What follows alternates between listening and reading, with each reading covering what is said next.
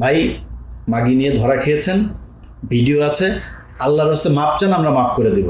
এনে কেউ বাইতুল মোকাররমের ইমামতির জন্য দিতে আসে নাই, কি বলে ভাইবা দিতে আসে নাই, আমরা মাফ করে দেবো। আপনি পলিটিক্স করেন, আপনাদের মোটামুটি সব কটারই আলুর দোষ আছে, এটা আর লজ্জার কিছু নাই। ভাই বললেন সবারই আছে, ভিডিও কিন্তু সবারই আছে, সবাই মিলে একসাথে বলেন যে ভাই আমাদের টুনটুনির ছবি রয়ের কাছে আছে, বাবা তোমরা যদি ভবিষ্যতে দেখো আমাদের মাফ করে দিও, আমরা সবাই মাফ করে দিব। কারণ এই বুড়া যেই শালা যেই কটা আছে সব শালারই আলুর দোষ, এই সব শালার সব কটারই ভিডিও আছে। সো এই শালাদের দিয়ে আর কোনো কাজ হবে না। তারেক রহমান বিএনপিকে নতুনভাবে নতুনদেরকে নিয়ে ঢালাওভাবে সাজাচ্ছে এই দলটাকে। আমরা বিশ্বাস করি যে তারা রয়ের কাছে বিক্রি হয় নাই, বা ইচ্ছার বিরুদ্ধে তাদেরকে দিয়ে কিছু করাইতে পারবে না। আসসালামু আলাইকুম। আমরা আজকে হাত বাঁধা এবং চোখ বাঁধা, আপনার হাত দুইটা যদি এইভাবে যদি বাঁধা থাকে, আবার চোখও যদি বাঁধা থাকে, তাহলে আপনাকে কেউ মনে করেন গাড়ি থেকে ফেলে দিল, আটকে নিয়ে যাচ্ছিল জোর করে, গাড়ি থেকে ফেলে দিল হাত আর চোখ বাঁধা অবস্থায়। তো হাত যেহেতু বাঁধা, আপনি চোখ খুলবেন কিভাবে, এটা আপনাদেরকে আজকে শেখানো হবে। বিএনপির একজন স্থায়ী কমিটির সদস্য জনাব সালাউদ্দিন, তো সালাউদ্দিন ভাই আপনাদেরকে আজকে শিখাবেন কিভাবে হাত এবং চোখ বাঁধা থাকলেও হাত দিয়ে চোখ খোলা যায়। আপনারা জানেন যে সালাউদ্দিন আহমেদ তিনি দীর্ঘদিন 10 বছর তিনি ভারতে ছিলেন। এই ভারতে থাকাকালীন আমরা মনে করি 1975 সালে ভারত শেখ হাসিনাকে নিয়ে যায়, সেখানে নিয়ে 6 বছর তাকে ট্রেনিং দেওয়া হয় এবং 1981 সালে তিনি আবার তাকে দেশে পাঠানো হয়। তারপর থেকে এই বাংলাদেশের যত অলক্ষী যা আছে সব কিছু এই দেশের উপরে ভর করেছিল এবং সবশেষ এই দেশটাকে ভারতের হাতে তুলেই দিয়েছিল শেখ হাসিনা, যার পুরো নজির আমরা গেল 15 বছরে দেখেছি। তো একই ধরনের ট্রেনিং এই সালাউদ্দিন আহমেদকে দেওয়া হয়েছে বলে আমরা মনে করি, এবং সেটা মনে করার পেছনে কতটা শক্তিশালী যুক্তি আছে সেটা আজকের ভিডিওতে আপনাদেরকে দেখাবো। একদম সালাউদ্দিন আহমেদের নিজের বক্তব্য, এগুলো আমি খুঁজে তারপর বের করেছি যে সে কত ডাহা মিথ্যা কথা তার এই গুম নিয়ে বলেছেন। সালাউদ্দিন আহমেদ কখনোই গুম হন নাই। সালাউদ্দিন আহমেদ ভারতের রাষ্ট্রীয় অতিথি হিসেবে সেই দেশে গিয়েছিলেন, সেই দেশে তাকে 10 বছর ট্রেনিং দেওয়া হয়েছে। এবং এই যে আজকে যেই বাংলাদেশে রয়ের যেই ক্রাইসিস, তাদের যেই একটা ভ্যাকিউম তৈরি হয়েছে, তাদের পক্ষে আওয়ামী লীগের লোকজন তো আর এখন নাই, তো নতুন করে কারা কাজ করবে, এই কাজ করার লোক হিসেবে তাকে যাতে নিয়োজিত করানো যায় সেই কারণেই তারা তাকে 10 বছর রেখেছিলেন এবং সেখানে তিনি ট্রেন্ড আপ হয়েছেন। এবং আসার পরে আপনারা নিশ্চয়ই দেখেছেন যে বেয়াদবের মতো ডক্টর মঈন খানকে টপকে তারপরে আপনার মাইক নিয়ে তারপরে তার কথা বলতে হবে। এই কথা তার না, এই কথা তাকে বলতে হবে। কারণ কি?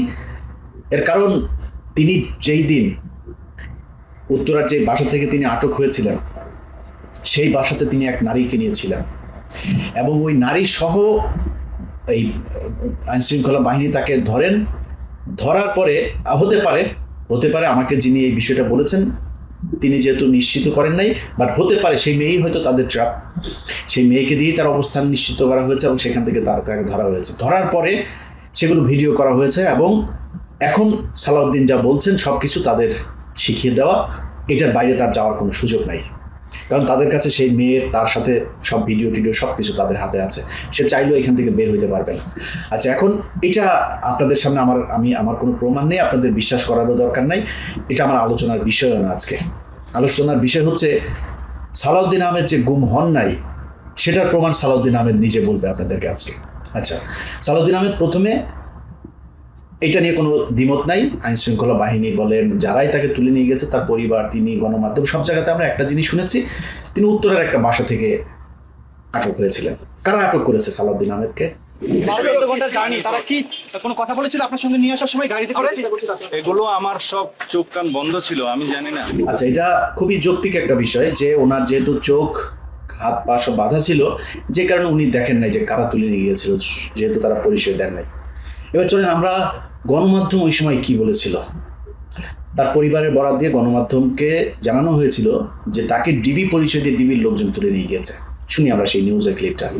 2015 সালের 10 মার্চ উত্তরার এক আত্মীয়র বাসায় অবস্থান করার সময় ডিবি পরিচয়ে সালাউদ্দিন আহমেদকে তুলে নেয়ার অভিযোগ করেছিলেন তার পরিবার। ওই বছরের মে মাসে ভারতের মেঘালয়ের শ্রীলং থেকে স্থানীয় পুলিশ সালাউদ্দিন আহমেদকে উদ্ধার করে। আচ্ছা, এখন ধরেন সালাউদ্দিন আহমেদ যেদিন ধরা পড়েন, ওই ধরা পড়ার পর থেকে আজকে পর্যন্ত, একদম যখন আপনি ভিডিও দেখছেন ততদিন পর্যন্ত বাংলাদেশের কোনো সংস্থা কিন্তু এখন পর্যন্ত স্বীকার করে নাই যে কারা নিয়ে গিয়েছে। বাট তিনি ভারতে গিয়েছেন, ভারতে তাকে ফেলে দিয়ে আসা হয়েছে শিলংয়ে। সো আমরা, এটা তো খুবই স্বাভাবিক যে ভারতীয় বাহিনী এটার সাথে জড়িত ছিল, কিন্তু বাংলাদেশের কোনো সংস্থা কিন্তু দেখা করেননি। তার মানে সালাউদ্দিন আহমেদ, তাকে ধরার আগেই সালাউদ্দিন আহমেদ জানতেন যে তাকে ডিবি পরিচয় ধরা হয়েছে, কারণ সালাউদ্দিন আহমেদকে নিয়ে যাওয়ার পরে তো আর কেউ স্বীকার করে নাই। সো তার পরিবার জানলো কোথেকে? তার মানে তার পরিবার ওই ধরার সময় তারা পরিচয় দিয়েছিল যে আমরা ডিবি থেকে এসেছি। সালাউদ্দিন আহমেদ বলেছেন তিনি, তার চোখ কান খোলা ছিল, বাধা ছিল, তিনি দেখেন নাই কারা ধরে নিয়ে গেছেন। আপনাকে তো বাড়িতে থাকতেই তারা পরিচয় দিয়েছে ডিবি, তিনি সেটা অস্বীকার করেছেন। কেন অস্বীকার করেছেন? আরও কত কিছু অস্বীকার করেছেন, সেটা ভিডিওতে দেখবেন। আমরা যারাই আটক করুক, এখান থেকে নিয়ে গেল। নিয়ে যাওয়ার পরে কি হয়েছে? সালাউদ্দিন আহমেদকে একটা ভিডিওতে এক সাংবাদিক জিজ্ঞেস করেছিলেন, এরপরে কি হলো, সালাউদ্দিন আহমেদ কি বলে শোনেন। ভারতে যাওয়ার বৈধ কোনো কাগজ দেখাতে পারেনি বিএনপির এই নেতা। পুলিশকে জানান ঢাকার উত্তরা থেকে অপহৃত হওয়ার পর তার আর কোনো কিছু মনে নেই। আচ্ছা, উত্তরা থেকে ওনারে ধরলো, এরপরে আর ওনার কিছু মনে নাই। আমরা এটা বিশ্বাস করি, উনি যেহেতু বলেছেন বিশ্বাস করি। এবার চলেন অন্য আরো গণমাধ্যমে উনি কি বলেছেন সেটা শুনি। কিছু আইন শৃঙ্খলা বাহিনীর পরিচয়ে সশস্ত্র লোক সাদা পোশাকে আমাকে তুলে নিয়ে যায়, চোখ বেঁধে হাত বেঁধে, এবং এমন একটা জায়গায় রাখে যেটার কক্ষের বর্ণনা আমি তো হবে, যার এক পাশে একটা নালার মতো ছিল, পানির ট্যাপ ছিল, একটা ছিদ্র ছিল যাতে প্রকৃতির ডাকে সাড়া দেওয়া যায়। রুফে একটা হাই পাওয়ার ভাল্ব, লোহার দরজা, নিচে খাদ্যদ্রব্য দেওয়ার জন্য একটা জায়গা, একটা ফাঁকা ছিল। আচ্ছা দেখেন, কিছুক্ষণ আগে সে বললো সে কিছুই জানে না, কিছুই মনে নেই, উত্তর থেকে ধরা পড়া কিছুই তার মনে নেই, বলতে পারবে না। আবার এদের কাছে বলছে যে তাকে কিভাবে কত ঘন্টা চালিয়ে গাড়ি চালিয়ে নিয়ে গেল সব তিনি জানেন। এই জায়গাতেও সমস্যা আছে। ধরেন আপনি যদি, যখন একদম ট্রাফিক নাই, তাকে মেঘালয় রাজ্যের রাজধানী শিলংয়ে পাওয়া গেল, তো বাংলাদেশ, তারা তো হেলিকপ্টারে নিয়ে যাওয়া হয়নি, গাড়িতে বাই রোডেই তাকে নিয়ে যাওয়া হয়েছে, নিজস্ব গাড়িতে, একদম যখন ট্রাফিক না থাকে ওই সময় যদি নিয়ে যাওয়া হয়। ঢাকা থেকে তার, যেহেতু পরিবার বলেছে ডিবি ধরেছেন, ঢাকায় ছিলেন, ঢাকা থেকে যদি আপনি সিলেট সীমান্ত পর্যন্ত যান, তাহলে আপনার কয় ঘন্টা, 3 ঘন্টা 4 ঘন্টায় আপনার যাওয়া সম্ভব? তারপরে এটা আমরা খুবই মানে বড় বিষয় নিয়ে আলোচনা করার, আমরা এইটুকু মেনে নিলাম, নিয়ে যাওয়া হলো। মূল খেলা হচ্ছে নিয়ে যাওয়ার পরে তাকে ভারতে তিনাকে নিয়ে যাওয়া হলো, তিনি সীমান্তের ওই পার থেকে গাড়ি একটা ওই পারে আবার রেডি, ওই পারে থেকে নিয়ে গেল, নিয়ে যাওয়ার পরে তাকে ফেললো। তারপরে কি হলো? শিলং এর একটা জায়গা, চোখের কাপড় খুলে দেখলাম একটা সাদা জিপ গাড়ি চলে যাচ্ছে। কথাবার্তা শোনা হয়তো আমাকে মনে করলাম আমি মানসিক ভারসাম্যহীন, আমার কথা হয়তো তাদের বিশ্বাস হয় না, আমার পরিচয় তারা হয়তো বিশ্বাস করতে চায়নি জামা কাপড় দেখে, আমার অবস্থা দেখে। তখন তারা আমাকে একটা মানসিক হাসপাতালে নিয়ে গেল। আচ্ছা, এইটা হচ্ছে যে কোনো একটা গণমাধ্যমকে দেয়া বক্তব্য যে তিনাকে সেখানে নিয়ে যাওয়া হয়, নিয়ে যাওয়ার পরে তাকে উদ্ভ্রান্তর মতো লাগছিল এবং লোকজন তাকে, তিনি তার পরিচয় দেওয়ার পরে লোকজন তার পোশাক আচার আচরণ দেখে খুবই স্বাভাবিক, এখান থেকে টেনে হেসে নিয়ে যাওয়া হয়েছে বর্ডার দিয়ে, আবার কাঁটাতার পার হয়ে অনেক দূর হেঁটে হেঁটে তিনি গিয়েছেন, গিয়ে তারপরে লোকজন তারে দেখে চিনতে পারেন নাই, তাকে মানসিক হাসপাতালে নিয়ে ভর্তি করেছেন, রাইট?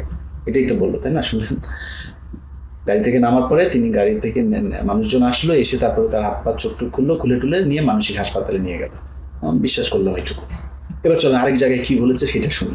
যখন ওখানে ফেললো তখন আমাকে ওরা বললো যে ইউ আর ফ্রি নাও। তা আমি চোখ খুলে দেখলাম একটা আমার সামনে দিয়ে ওই গাড়িটা চলে গেল, সাদা একটা জিপ।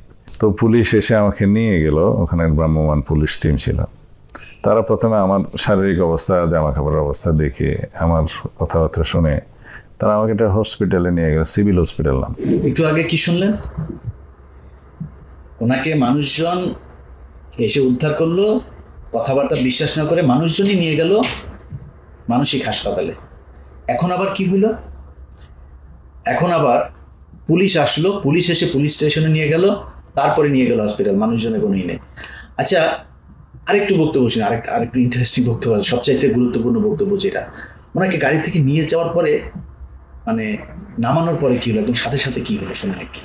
5-6 ঘন্টা জার্নি করি একটা গাড়িতে করে, ওই একই চোখ বাঁধা হাত বাঁধা অবস্থায়। তা আমি চোখ খুলে দেখলাম একটা আমার সামনে দিয়ে ওই গাড়িটা চলে গেল, সাদা একটা জিপ। আর আরেকবার এটা আমরা আরেকবার শুনি, এই কথাটুকু আরো একবার শুনি।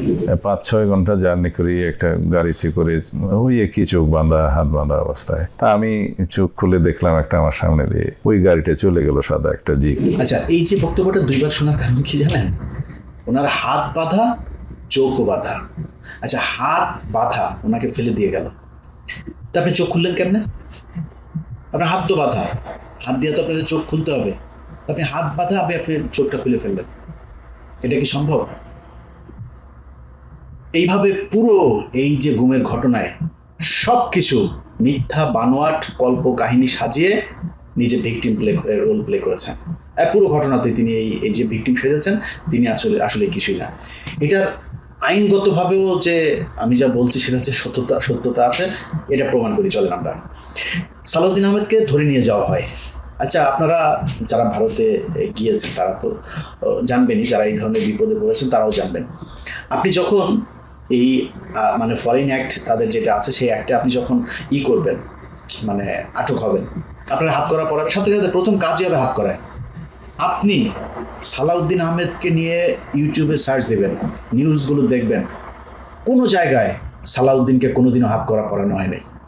সব কটা জায়গাতে সুন্দর সাদা পাঞ্জাবি, চেহারা তো সুন্দর, প্লে বয় তো চকলেট বয়, তো মোটামুটি কিন্তু কোনো জায়গায় তারা হাত করা পড়ানো হয়নি। কি সুন্দর জামায় আদর করে তারপরে নিয়ে গেল। আচ্ছা, আমরা বিভিন্ন গণমাধ্যমে খালি শুনলাম যে সালাউদ্দিন আহমেদের বিচার চলছে, ট্রায়াল চলছে, এরপরে কি হবে। তারপরে কি হইল? মানে সালাউদ্দিন আহমেদ ভিসা নিয়ে যান নাই, পাসপোর্ট নিয়ে যান নাই সাথে করে, তিনারে জোর করে ডিবি ধরে বা বাংলাদেশের র্যাব বা কোনো একটা সংস্থা ধরে ওই দেশে পাঠাই দিলেন, তিনি ওইখানে পড়ে থাকলেন, কোনো কিছু তো নাই। তাহলে এটা তো অপরাধ। সে অপরাধের জন্য আপনার একদিনও জেল হবে না। সালাউদ্দিন আহমেদের কি কিছু হয়েছিল? শুনেন, আমরা শুনি যে কি হয়েছিল তার। অবশেষে শুক্রবার বিএনপির এই নেতাকে নির্দোষ ঘোষণা করে মামলা থেকে বেকসুর খালাস দেন শিলং আদালত। আচ্ছা, সালাউদ্দিন আহমেদ বেকসুর এই যে খালাস পেয়ে গেল, কেন পেয়ে গেল, কিভাবে পেয়ে গেল? ভাই মাগি নিয়ে ধরা খেয়েছেন, ভিডিও আছে, আল্লাহর রাস্তে মাপ চান, আমরা মাফ করে দেবো।